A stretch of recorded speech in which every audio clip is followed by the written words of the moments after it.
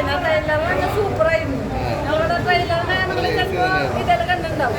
അപ്പൊ ആ ഒരു പ്രതീക്ഷയിൽ തന്നെ എല്ലാ സത്യത്തോടും കൂടി വന്നത്. പക്ഷെ വിചാരിച്ചാലും ട്രെയിലർ കണ്ടതിൽ അടിപൊളിയായിരുന്നു. നമ്മള് ട്രെയിലർ കാണുമ്പോൾ വിചാരിക്കും മമ്മൂട്ടി അതിന്റെ ഹീറോ എന്നുള്ളൊരു എൻട്രിയാണ് കണ്ടത്. പിന്നൊക്കെ നമ്മള് സൂപ്പറായിട്ട് കഥകൾ കൊണ്ടുപോയി. കാരണം ഫസ്റ്റ് ആ സീനിൽ തന്നെ വരുമ്പോ സാധാ ഇതിന് വന്നിട്ട് ഏറ്റവും അവസാനം അടിച്ച് പൊളിച്ചായിരുന്നു.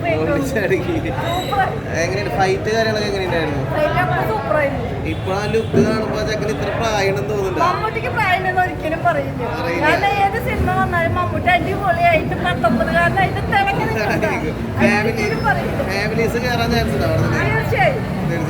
തീർച്ചയായിട്ടും. കാരണം ഫാമിലീസിനും കുട്ടികൾക്ക് എല്ലാവർക്കും കാണാൻ പറ്റിയ പോലത്തെ സൂപ്പർ പടം. അടുത്ത ഷോയ്ക്കുണ്ട്, നാളേക്കും ബുക്ക് ചെയ്തിട്ടുണ്ട്. അതുപോലെ തന്നെ കുറെ ബുക്കിംഗ് വന്നിട്ടുണ്ട് ഞങ്ങൾക്ക്. ഞാനിപ്പോ അവിടെ ഷോപ്പ് നടത്തുന്ന ഷോപ്പിൽ ഇഷ്ടം പോലെ ബുക്കിംഗ് ആണ്. അതിലുള്ള ടിക്കറ്റുകളൊക്കെ ഞങ്ങൾ സേവ് ചെയ്ത് വെച്ചിട്ടുണ്ട്. തീർച്ചയായിട്ടും അത് മമ്മൂക്കാടെ പടം എന്ന് പറഞ്ഞു കഴിഞ്ഞാൽ പിള്ളേരുടെ പടം നല്ല സൂപ്പർ ഹിറ്റ് പടമാണ്. അതിന് ആൾക്കാർ കയറിക്കൊണ്ടേ വിഷു കൊണ്ടുപോയി. തീർച്ചയായും വിഷു മാത്രല്ല ഈസ്റ്ററും ഓടും. എങ്ങനെ ഉണ്ടായിരുന്നു മമ്മൂക്കയുടെ ഒരു ഷോ ഓഫ്? അടിപൊളിയായിരുന്നു. ബസ്സൊക്കെ കലക്കിയിട്ട് സൂപ്പറായിട്ട്. വിഷു നമ്മൾ അപ്പൊ ഇന്നത്തെ ക്ലൈമാക്സ് മമ്മൂക്ക ഒരു ഊന്നുവടി പിടിക്കുന്ന ഒരു കാര്യം ഡയലോഗ് പറയുന്നുണ്ടായിരുന്നു. ഇന്ന് പറഞ്ഞ പോലെ അത് അനർത്ഥമായോ?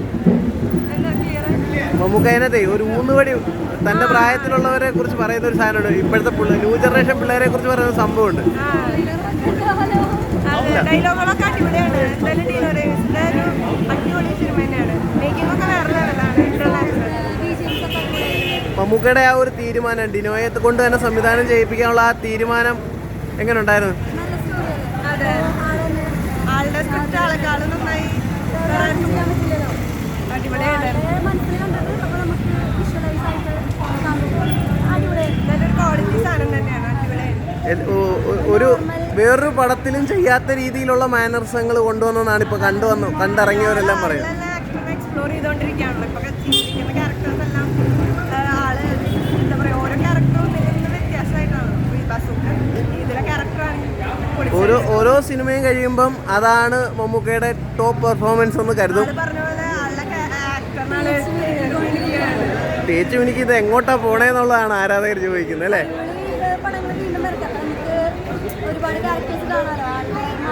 കൊമേഴ്ഷ്യൽ സിനിമയിൽ പോലും ആക്ടിങ്ങിന്റെ ഒരു ഇത് കാട്ടിയിട്ടാണ്.